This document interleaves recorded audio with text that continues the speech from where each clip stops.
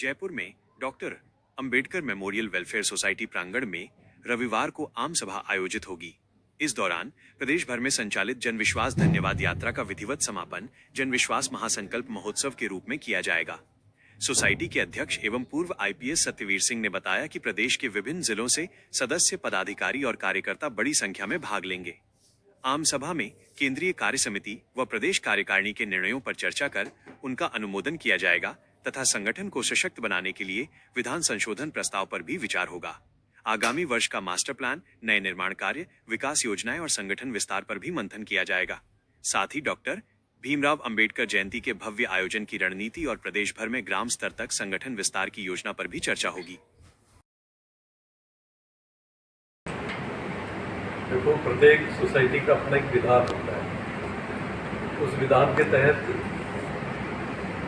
कार्यकारिणी की मीटिंग, कार्य समिति की मीटिंग और आम सभा बुलाए जाने का प्रावधान। जब कोई व्यापक स्तर पर कोई बड़ा निर्णय लेना हो तो हमारी सोसाइटी में ये प्रावधान किया गया है कि आम सभा का आयोजन किया जा करके जो समाज के समग्र विकास के मुद्दों के बारे में चर्चा करके और आम सभा के सामने प्रस्तुत किया जाए और आम व्यक्ति की, आम सदस्य की राय जान करके उसमें हम आगे रणनीति बना करके समाज हित में बाबा साहब अम्बेडकर के विचारों को व्यापक प्रचार प्रसार के लिए, समाज के कल्याण के लिए, उत्थान के लिए हम कोई योजना बनाए, वो आम सभा में प्रस्तुत करें, उनको पारित करवाएं और उसके बाद हम आगे काम करेंगे। 15 मार्च 2026 को आम सभा का आयोजन किया जा रहा है। ये आम सभा के आयोजन की तिथि 18 जनवरी को पहले बुलाई गई आम सभा के अंदर निर्णित हुई थी, जो कि अब 15 मार्च को की जा रही है। इसके साथ साथ जन विश्वास समर्थन यात्रा का भी उस दिन पूर्णता का उत्सव मनाया जाएगा। हमने जो इस वेलफेयर सोसाइटी के चुनाव 4 जनवरी 2026 को पूरे हुए, 6 जनवरी को इसका रिजल्ट आया और हमने 6 जनवरी को कार्यभार ग्रहण किया।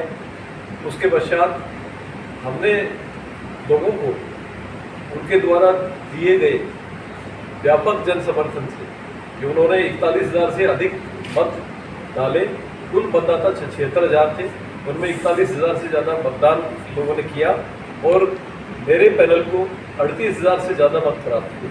तो लोगों का धन्यवाद ज्ञापित करना था, उनके प्रति कृतज्ञता ज्ञापित करनी थी। तो हमने पूरे राजस्थान भर में उनको जन विश्वास के संबंध में समर्थन के दिशा के अंदर धन्यवाद यात्रा हमने की थी, जो पूर्णता के बाद अब 15 तारीख को उसका समापन का उत्सव मनाया जाएगा। सर, ये कार्यक्रम 15 मार्च को जो किया जाएगा वो कहाँ से कहाँ तक का किया जाएगा कार्यक्रम? तो पूरे राजस्थान भर के लोग आएंगे, जिसमें हमारे वेलफेयर सोसाइटी के सदस्य, इसके पदाधिकारी, जिलाधिकारी और जो समाज हित में रुचि रखने वाले अन्य व्यक्ति भी इसमें सम्मिलित होंगे। कार्यक्रम कहाँ पर आयोजित किया जाएगा? ये कार्यक्रम हमारे doctor Ambedkar memorial welfare society के प्रांगण में आयोजित किया जाएगा और ये कार्यक्रम सुबह 10 बजे प्रारंभ हो जाएगा, जो दिन भर चलेगा और समाज के पूरे प्रदेश के कोने कोने से लोग समाज के बंधु पधारेंगे। सर, लगभग कितने लोग पधारेंगे, कुछ आइडिया? मुझे ऐसा लगता है कि हज़ारों की संख्या में लोग आएंगे। मैं उम्मीद करता हूँ कि करीब 10,000 के आसपास लोग आएंगे और वैसे तो 76,000 मेंबर हैं, हमने सभी को न्योता दिया है। तो अगर ये आइडियल सिचुएशन ये तो होती है कि 76,000 लोग ही आए, लेकिन जितने लोग आएंगे उतना उनका स्वागत होगा। मैं खासतौर से जो आने वाले समय पर समाज के उपयोग के लिए इस संस्थान में एक बहुत ही बढ़िया भव्य कैंपस का निर्माण करना, एक एक्सीलेंस सेंटर ऑफ एक्सीलेंस तैयार करना, एक बहुत ही अत्याधुनिक छात्रावास तैयार करना और जो विगत दिनों में जो लोगों ने देखी होंगी, जो संविधान की विसंगतियां आ गई और जिनके कारण से चुनाव में तरह तरह की रुकावटें डाली गई, उनके संबंध में हमने संविधान समीक्षा समिति बनाई थी। उस समीक्षा समिति ने अपनी रिपोर्ट प्रस्तुत की है। हम वो रिपोर्ट आम सभा में प्रस्तुत करेंगे और जनता की राय से उसमें आवश्यक संशोधन किए जाएंगे।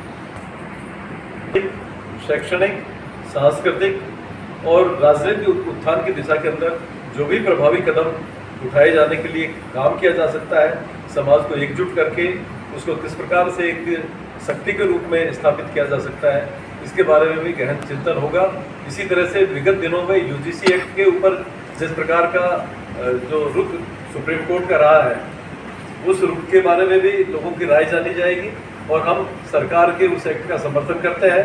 सुप्रीम कोर्ट के द्वारा दिए गए स्टे के बारे में हम उसकी आलोचना करते हैं और हम ये उम्मीद करते हैं कि उस एक्ट के समर्थन में सरकार अपना प्रभावी पक्ष रखे और सुप्रीम कोर्ट अपने जो स्थगन जो आदेश उन्होंने दिया है उसको वापस ले और जो संवैधानिक संस्थाएं हैं, शैक्षणिक संस्थाएं हैं, उनमें संस्थागत तरीके से जो विभेदकारी नीति अपनाई जाती है उसमें हम हर कॉमन मैन को, हर आदमी को, भले वो छोटा हो या बड़ा हो, उसको समान व्यवहार मिले, समतलीकरण की व्यवस्था मिले। इस व्यवस्था के लिए जो यूजीसी का एक्ट है उसके समर्थन में हम लोग एक रैली भी निकालने का एक प्रायोजन है और उसके बारे में लोगों से विचार करके एक प्रदर्शन का कार्यक्रम भी किया जाने की संभावना है। इसके अंदर महिलाओं की और युवाओं की भागीदारी पर्याप्त देने की दिशा के अंदर संशोधन प्रस्तावित किया गया है। मैं उसका समर्थन करता हूँ। मैं हमेशा ही युवाओं और समाज के आधे तबके महिलाओं के प्रतिनिधित्व का हमेशा पक्षकार रहा हूँ। हम उनके प्रतिनिधित्व की दिशा के अंदर बहुत चिंतित हैं। हम उनको समाज की मुख्य धारा में लाना चाहते हैं। जिस प्रकार से अगर युवा पीढ़ी भी अगर आगे नहीं आएगी तो ये जो ट्रांसमिशन का जो सिस्टम है, एक पीढ़ी से दूसरी पीढ़ी को स्थानांतरित करने का, वो दौर पूरा नहीं हो सकता। इसलिए युवाओं की भागीदारी भी प्रभावी रूप से सुनिश्चित हो, ये भी संविधान में व्यवस्था की गई है और हम उसके बारे में विशद विचार विमर्श 15 तारीख को करेंगे।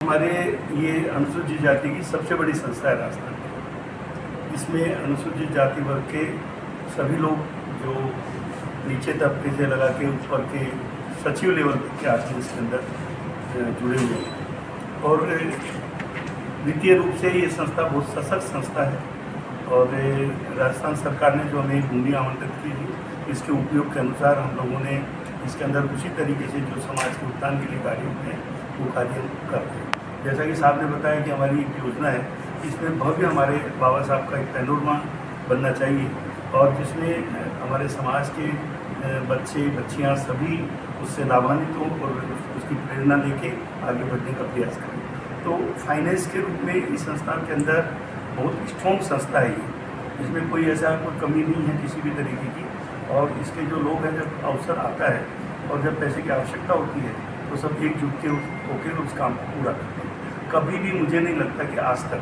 हमें पैसों की वजह से कहीं कठिनाई है।